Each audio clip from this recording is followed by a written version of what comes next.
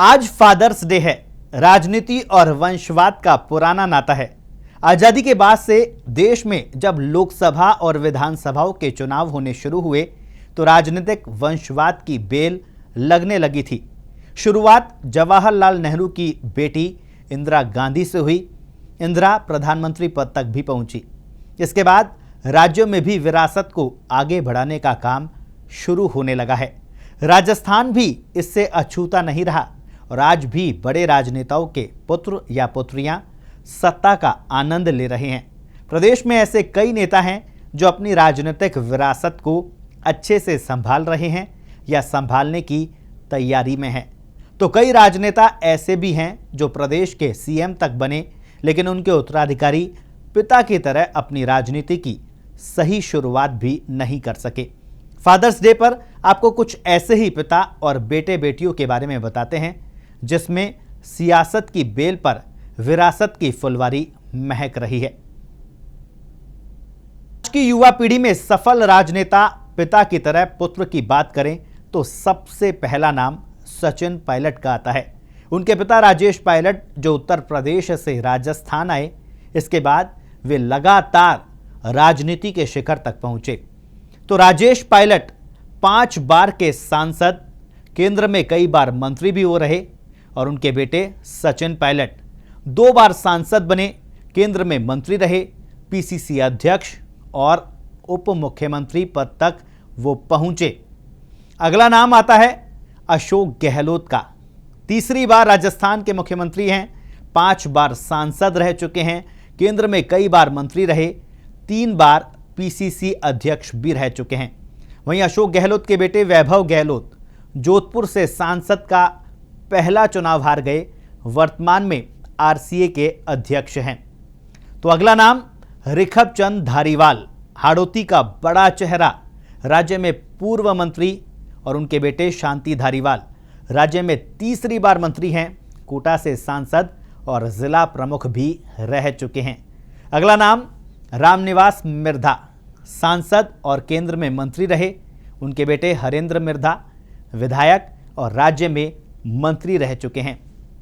अगला नाम नवल किशोर शर्मा, कई बार सांसद रहे, केंद्र में मंत्री रहे, पीसीसी चीफ भी रहे, राज्यपाल तक रहे, उनके बेटे बृज किशोर शर्मा विधायक रहे और राज्य में मंत्री रहे हैं।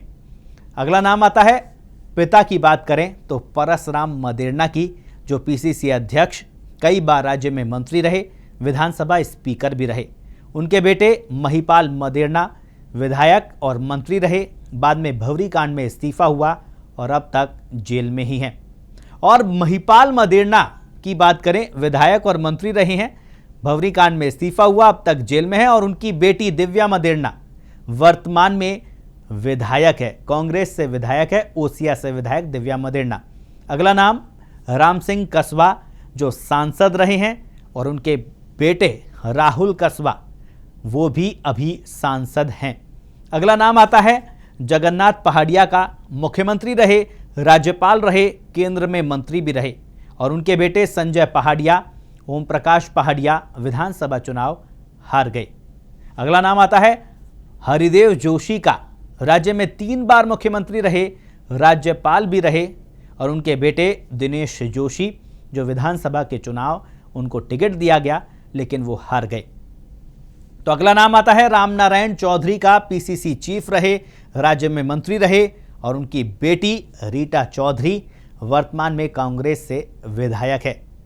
अगला नाम आता है, पिता की बात करें, शीशराम ओला, सांसद रहे, विधायक रहे, केंद्र में मंत्री भी रहे, उनके बेटे बृजेंद्र ओला राज्य में विधायक हैं और पूर्व मंत्री रह चुके हैं।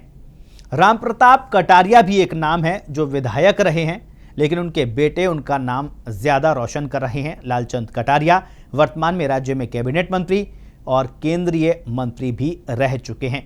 इसी तरह बात नारायण सिंह की करें, जो पीसीसी चीफ रहे, विधायक रहे, उनके बेटे वीरेंद्र सिंह जो विधायक रहे हैं।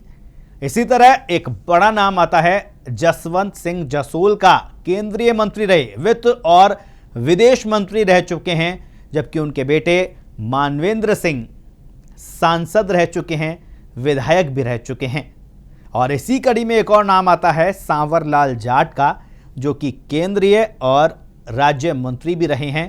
इसी तरह उनके बेटे रामस्वरूप लांबा जो नसीराबाद से विधायक हैं। तो इसके अलावा प्रद्युम्न सिंह के बेटे रोहित बोहरा, अबरार अहमद के बेटे दानिश अबरार, महिपाल मदेरना की बेटी का हम जिक्र कर ही चुके हैं, दिव्या मदेरना, द्वारका बैरवा के बेटे प्रशांत बैरवा, भंवरलाल मेघवाल के बेटे मनोज मेघवाल, रूपाराम डूडी के बेटे चेतन डूडी अभी विधायक है।